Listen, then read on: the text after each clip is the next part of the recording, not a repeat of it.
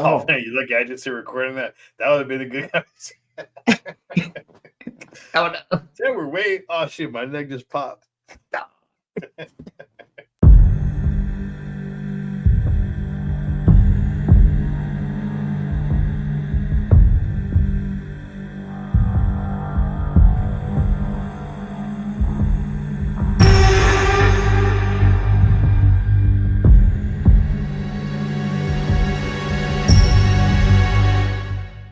Welcome to Yes, the Night Welcomes Horror, episode 2. No slithering stuff going into your mouth, but we're going to talk about a meat train like no other. And joining me for this one, my co host, author extraordinaire. Yes, Radar the Board. Are you ready? I was not ready for you to say a meat train you've never seen before. I was not expecting that. Gosh dang it. This title to this movie is so bad. Why did they not change it? Why did they not change it? It began with a photograph. A single act of unthinkable evil.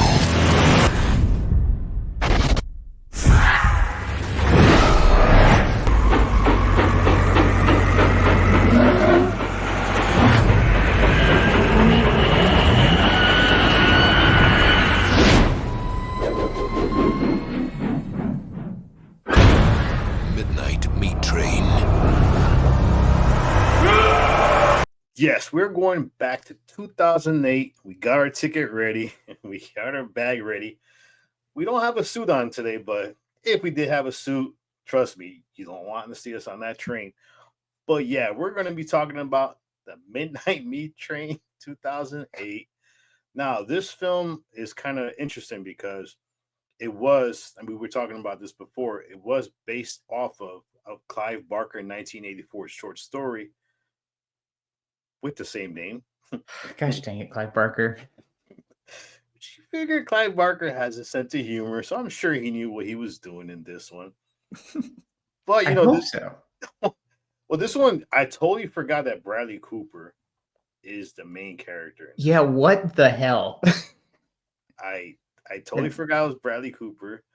And then Vinnie Jones. I mean, I'm sorry, if you ever watched the movie The Euro Trip, Yeah. Vinnie Jones plays basically a soccer hooligan. And the guy's hysterical. He could play any role. And I forgot he was in this one too. I totally forgot the whole cast of this film. It's pretty wild. It's this one really is like a kind of just absolutely forgotten because this was really, and I know people like to brag on the 90s, but man, the 2000s was probably the worst genre for horror movies. And like if you weren't like what I guess people call torture porn, like you weren't getting noticed. And the Midnight Meat Train, one, probably again, the title did not probably help it, but two, no one was expecting it to be probably as gory as it was, and it just, I'm sure it flew under the radar, and just no one talks about it much anymore. No, even the concept is good. I mean, you have basically a photographer, Leon, played by Bradley Cooper, who he wants to be famous. And it's kind of weird that he chooses to basically go out in the middle of the night and take Yeah. pictures because he wants to show people what New York really looks like. Not these photographies you see with the skyline and stuff like that, but just basically how New York really is. And I give him credit. I mean, I don't think I would ever do that shit because I like my sleep. But yeah, I mean, this movie starts pretty crazy. So I got to ask you the first question, man. So let's say you were on a train. It was late. Probably one of the last trains you take, and then you just happen to wake up, slip on some blood, hear some noises coming from the other cart. I mean, like, what would you have done if you were in that predicament? I mean, I don't. Thankfully, I've never been in that predicament, so I have no idea. But probably crap my pants. Like, and especially depending on where you like where the train's at in its route. If you're like, oh shit, I still got like 2 to 3 minutes on this bad boy. You're like, what do I do in the meantime? Be honest, I'll be hiding. The minute, first of all, the minute I slip on blood, I'm just gonna play dead. Oh, well, that's smarter than what I would have said, I mean, the only problem would be is when you finally see later on in the movie where the train ends up. Yeah, I don't think playing dead's gonna be a good idea at the same time, No, though. it will not help you in any way, shape, or form. But I totally forgot how bloody that beginning scene was. Yeah, this movie's got some, and I will say I enjoy this movie thoroughly. There's only a few very questionable, like very brief moments, like with the CGI eyeball popping out. I was like, well, that didn't age well at all. But for the most part, pretty darn good across the board. Yeah, we'll talk about it a little later. Some of these fucking kill scenes, but you know, I want to talk about the Leon character a little bit because you're a horror author, and Yeah. it's your passion to write horror. And Leon, we find out later on that he used to be a painter and became a photographer, and his passion is for photography, and that's his work of art, and he wants to make a name for himself. But as the movie continues, we find out that this passion he has evolves into like this obsession, very uncomfortable, almost like tragic, sad, Yeah. depressing, volatile situations. I mean, like, would you have gone the same lengths as Leon for your passion? Look, I'm pretty passive aggressive already, and like I can't do confrontation well. So there's no way in fuck I could do what he did, like especially for that like first altercation with the purse. I like, how would you have handled that? Yeah, that's so I mean, the fact that you Yeah. got this dude and he's coming up the steps after you threaten him. And I'll be honest, that scene surprised me because if you're with two of your friends, you're about to commit a violent act. They already got you on camera regardless. Yeah. And the fact that they just like walk by him because you're dead. Dude, you should just fucking threw him down the stairs because technically at that point, you're not in camera view. But yeah, I was kind of surprised he did that. And I was kind of surprised with that, the reaction too. So it was kind of ironic because right after the kiss, she gets on the train and we get to see one of the most brutal scenes that this movie had to offer. And it was a glimpse of what we had coming. So Yeah. like let's really get into these train scenes. I mean, like, what did you think of these train scenes, and did any of them really stand out? I mean, Or were any of them really eye popping? God dang it. All right. You know what? The show's over, everyone. We stopped it. We're done. This is it. This is the last episode of the Night Welcomes Horror. That was probably the fucking eye flying out was probably the thing that stuck with me, even though it looked bad.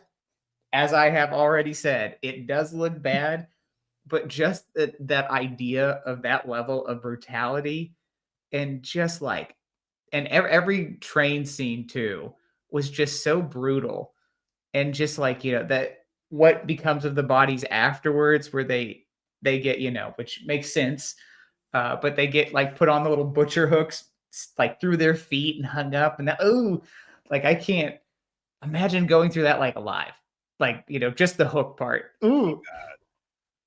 Oh, Yeah, ooh.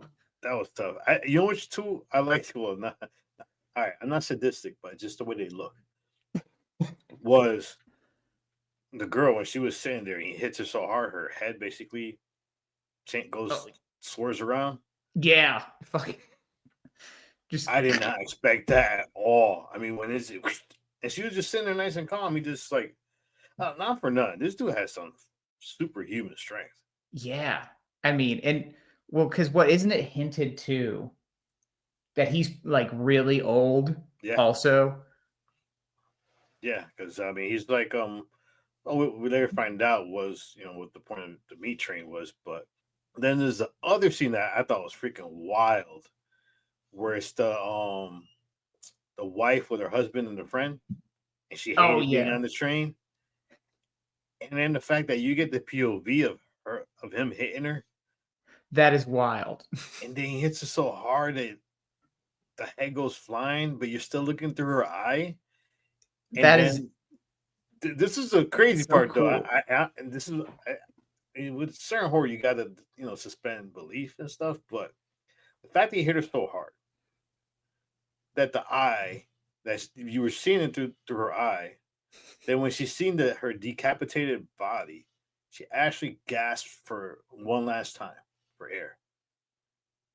That's And, the- just and that messed me up. Like, hold up, but it's I mean, she can't. oh man. Whatever.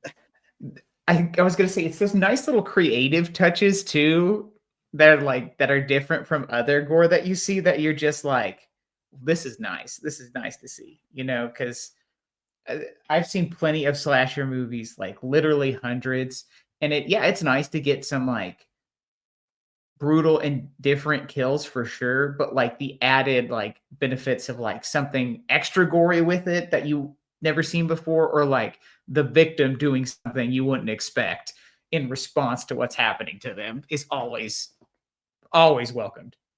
Because at that point there was two different scenes with a woman in there where she begged for her life, and you see like almost like a hesitation on his part a little bit, but Yeah, then just he like had to do what he had to do. moment, Yeah, but like, you oh know. my, and the thing too is like going back to the gore real quick is that the, every time he would hit somebody, I don't know about you, but I would go, oh, I would. It was like a shock level because I Yeah. didn't expect so much brutality to continue throughout the film the way it did. Because usually, like a lot of these films, they give you like maybe the first kill or second kill is the most brutal, then they tone down. Right. But this one says, "Fuck you, we ain't toning down for shit." They're all going to be this brutal.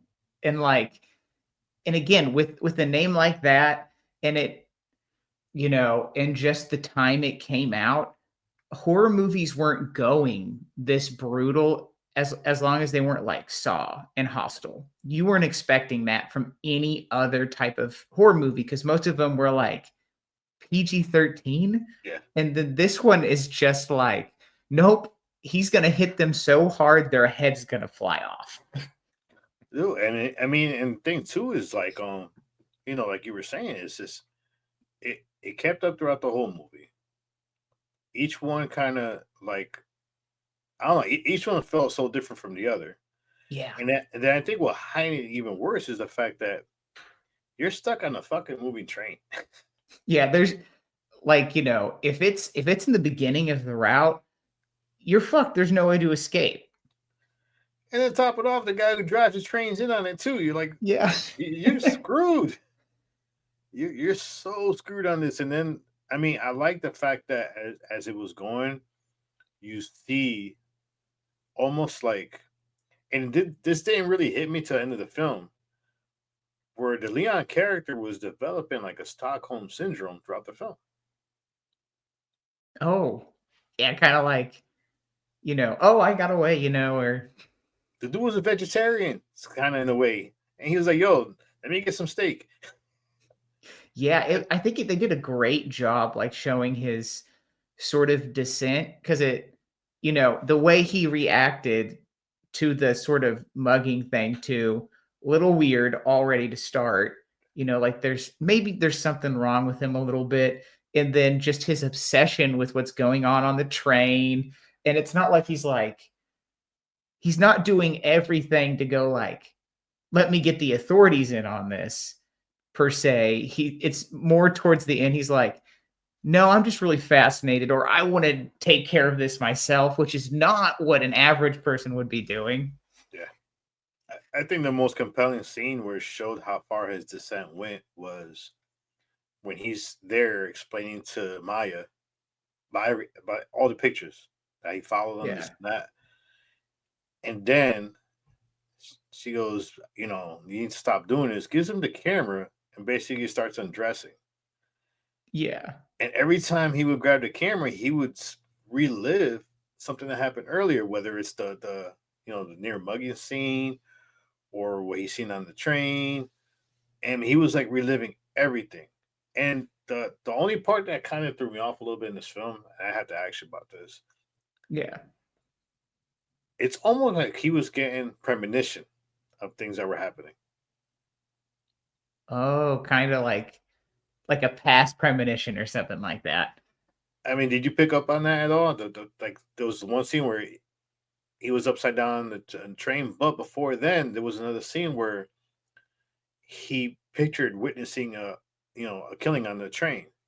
Right. I mean, what did you think of that?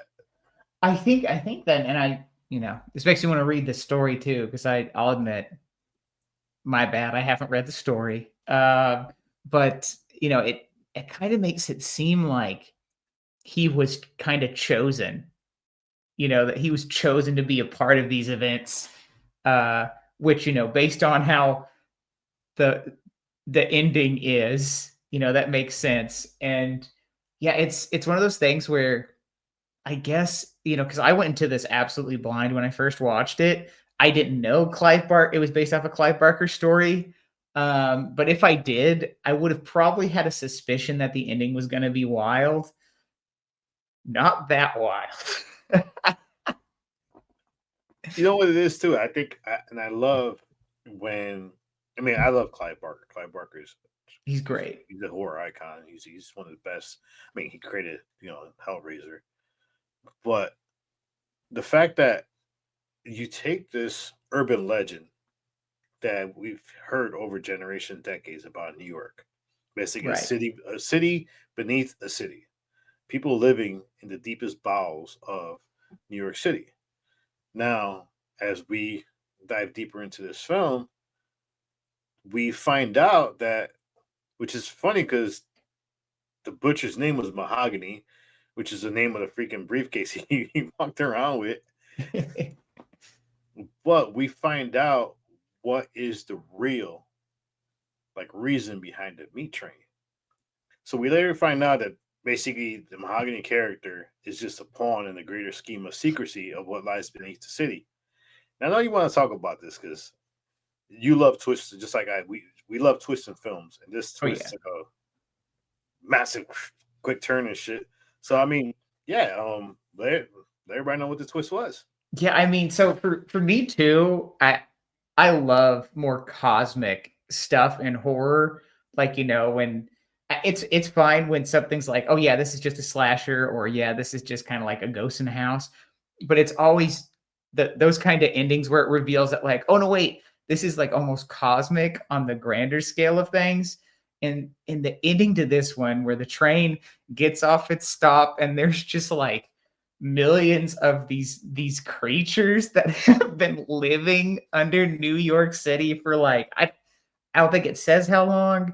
It doesn't say anything about them. It's just like they are hungry. They want meat. Not for 9-2. Poor Maya. Yeah, oh my god. It's on like the list of characters who didn't deserve that. I mean, I'm sitting there like, this woman, all she wanted was for him to chill out. And his actions literally ripped her heart out. Yeah, which the train conductor being that much of like a cruel, heartless bastard was not expected. Not at that level. No, that was brutal. I mean, he picks up Leon with one hand and rips his tongue off. Yeah. And then eats it. He took a bite of it, and I'm like, what the hell? I mean, it's wild. I mean, I'm sitting there like, holy shit. And then he was like, oh, yeah, sacrifices got to be made. Bam, stabs Maya in the heart, rips her basically chest open, pulls her heart out, and gives it to Leon here. Serve without was it Served Without Questions, some shit like that. Yeah, something like that. I can't remember exactly, but something brutal like that. Just And he told me, oh, he didn't have it anymore. He was losing it. I'm like, dude just got a freaking bone put it through his freaking neck and then fucking stabbed in the head through with a knife. I'll be honest. At that point, I knew Leon was gonna turn when he yeah, stabbed him in the head. Because that scene was once again. This brutal. movie has great brutal scenes. Even for me, like I said, a couple of them were like, "Oh shit," I didn't expect to see it coming. But this movie definitely, to use your name a little bit, this movie definitely flew under the radar. Yep, I'm telling you, it's so interesting how it's researched. I feel like a bit in recent years now, but yeah, it's just so interesting because it is so good and so different. I think people just weren't ready for it in 2008. No, I don't think they were ready for it, and in the marketing for it, I think probably wasn't good. That's just my yeah, assumption. I don't. I mean, Bradley You Cooper know, was. I mean, he was somewhat. I think he was in the early stages a little bit. yeah, I think what was it? The Hangover was his basically his big star. The yeah, and I the think guy is. You know what? I would love to have him in more horror because after watching this film, I'm like, all right. At first I thought he was a dickhead in the Wedding Crashers, but it's just, he was playing that role. But man, this guy's a hell of an actor. He definitely should do more horror. I would, and especially since like horror has become more mainstream and it's like got more critical acclaim behind it, and that's really honestly one of the like besides oh we're gonna do a Marvel or like a big blockbuster movie, that's one of the big contenders now is horror. This might be the perfect time for him to get back into. I'll be honest. I think he should come back and do a sequel to that. I know there's a sequel to this. There is a part two, but I think he should come back and do another of these films because I think Ooh, where it left off is a lot of room for a storyline. Because the definitely. fact the fact that one thing he had that Mahogany didn't have was when he leaves the cops, office, which she was in on it. I kind of knew she. No, that's the only thing. I knew she was in on it from the beginning because Yeah, for some reason, whenever there's secrecy, there's always a cop involved, and there's always a high always. ranking cop. And the fact that she had that necklace, that you did not see that necklace till she confronted Maya in the alleyway after seeing the ring on Mahogany's finger. So that was like Yeah. kind of interesting twist to that Right. one. But for me, it's just like yeah, I think he should come back to this one because I think this there's still so much story to tell, and the fact that like I was saying that what he had that Mahogany didn't is before he leaves the office, there's that picture with him and Maya. So that's a compelling story where he continues the brutality, or there's a little bit of humanity still left in him to kind of Right. be even with the conductor. Yeah, maybe there's and it would be so interesting to see. Also, like even more so is like a prequel of like how because I mean those things have been there for a long time, certainly before trains were a thing. Yeah, I And the think it's been subway 100 system. years. 100 years, the butcher's killings have been going on. Yeah, yeah. So I mean, but just of his, but you got to think like before then, they had to live there still too. So how did they get, stuff to them? That would be very interesting to see like, a prequel where it explores, maybe Now, they had a big old wagon of them. I'm gonna throw a twist at you. Would you prefer a film or a series? Ooh, I feel like a series would be a good way to I think a series is probably the best way to do this justice because like you said, there is plenty of meat on the bones here. And it would be Yeah. interesting a film that the main character is the butcher. Yeah, I would I love mean, to a see series. Mahogany. Yeah, a series Yeah, that's the same like character. Mahogany. And like we said, we don't know how old Mahogany is. No, We have no idea how old he is. that would be awesome. Because Vinnie Jones could still come back and play that character. Yeah. So Hell he comes yeah. back and they could do something where you could do like a a prequel, but it goes from present time to the past of Ooh, them reliving interesting. everything. Ooh, that'd be nice, man. Ooh. All right. Listen, Netflix, Hulu, we got it. Reach Oh, out. Come we on. got this. We got this, man. We This can do series, it. any series, we got this, man. We can do it. We Come on. we will thrill you. How much I'm saying that shit, You can keep saying that shit. Cameron? Oh, Anything else um, about this film? Because yeah, I mean, this is the first two films we picked. I'll tell you, we could talk forever about these films. yeah, they're so good in completely different ways. Also, completely different ways. Yeah, Like, but I really do. I mean, this film would have been good anyways, but that last like 15 minutes just really sells me on it. Of just like, psych, this is there's millions of creatures living under the city. you know why I like this one a lot too is because I'm always you don't know by now, I'm a fan of storytelling and I love character development and building. And the fact that this film had a passion become an obsession from its main character, basically wrapped around the killings are happening on the train, and then you have this basically this beautiful woman, his fiance, who's pushing for him to, go complete have his dreams, do his passion, but at the same time trying to pull him back to the point where he already crossed that threshold where there's no coming back. And Yeah. I mean, think about this: the dude went to a freaking meat factory and I don't know, he put together a freaking outfit like he was a Knight Templar or something about to go to war. I mean, he had the whole mesh and stuff, everything on Yeah, there. he had the full butcher attire with tools. Like, yeah, Yeah, there's and dude's ready to go to war. I mean, so for me, I love the fact that this is one of these rare films that great storytelling, great characters. I thought the cast was amazing in this film. fantastic. The brutality and the gore of this film. I mean, yeah, the CGI was a little, Well, yeah, I can't win them all. but the scenes of so much blood were freaking amazing in this film. And Yeah. there's a lot of queasy moments, like you were saying, when they had the meat hooks and they pulled them down, and you just like, oh, one more scene too. One more scene.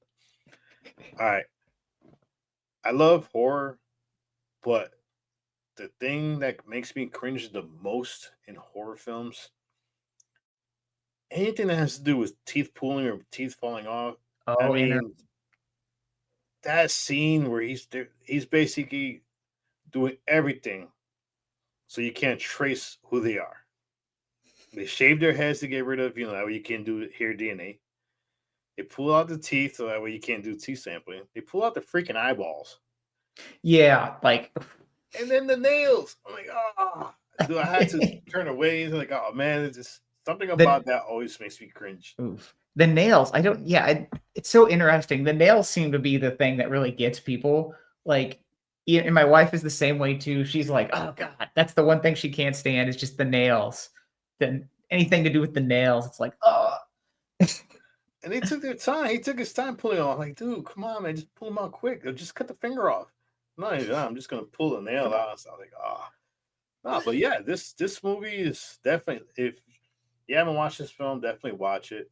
I'll be honest. I'm probably gonna go back to watch it a couple times because I think Yeah. this is a film that there's certain things that you don't catch because you're more wrapped into the horror and the brutality. But I think there's more hitting in this movie that it's not talked about. So I definitely want to do a deeper dive into this, and maybe I don't know. Maybe we should do the sequel out of curiosity to There see we go. Maybe how it compares to the original. that would be. I haven't seen the sequel. It would be so sad if it was absolute trash. It Since would, this one's good, it'd be like, oh well, that's a bummer.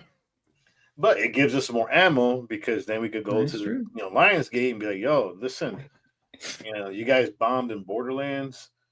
You bombed in the sequel if you made the sequel. So talk to us too because we have a good Yeah. concept for a better storyline, We and know a what's going on. mahogany character could actually become a horror icon if you let us play around with it. Oh yeah, it definitely has the makings of it. Like, people love the supernatural sort of killer anyways. So I mean, come on, he perfect. was removing warts or whatever from his chest and storing them.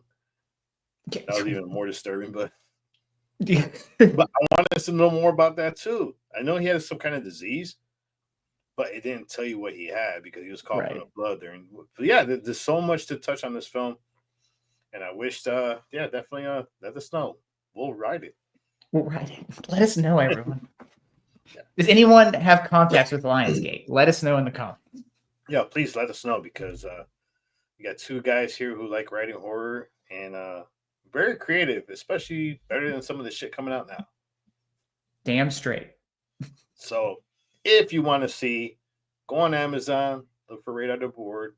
You'll see what I'm talking about. Creative horror. And he has this one about, drinking that, I don't know, that could be a good film. Lionsgate. Not A24, because A24 or Bloomhouse. Somebody more, compelling, creative. Like, I don't know, like maybe Robert Rodriguez. Oh, there you go. Maybe Sam Raimi too. Sam Raimi might take your Hey, there we go. Sam Raimi too. So yeah, so check out his books. If you're a executive producer looking for new films, this guy over here. Wrong direction. This guy, that guy. Hey, this guy too. Well, yeah, let us know what you think of this movie. Let us know if there's any more films you want us to do. We have a shitload of films. I keep finding more with the word night in it, which is freaking crazy. But yeah, we're not going to tell you we're going to drop next because we don't know yet because, we debated and stuff like that. And it took us a while to be like, let's do this one. Just to tell you how good our list is of films that we're looking forward to talk to. We actually had to debate, let's drop this one second. So, yeah, let us know what you think of this film. This is it. The Night That Welcomes Horror, episode 2. Nice. 10 more to go. And, man, we are going to thrill you. Till next time, Radar, JR, Horror Fiend TV. Like, subscribe, and share. Till next time, avoid that midnight meat train, whichever way you want to take it. Peace. Peace.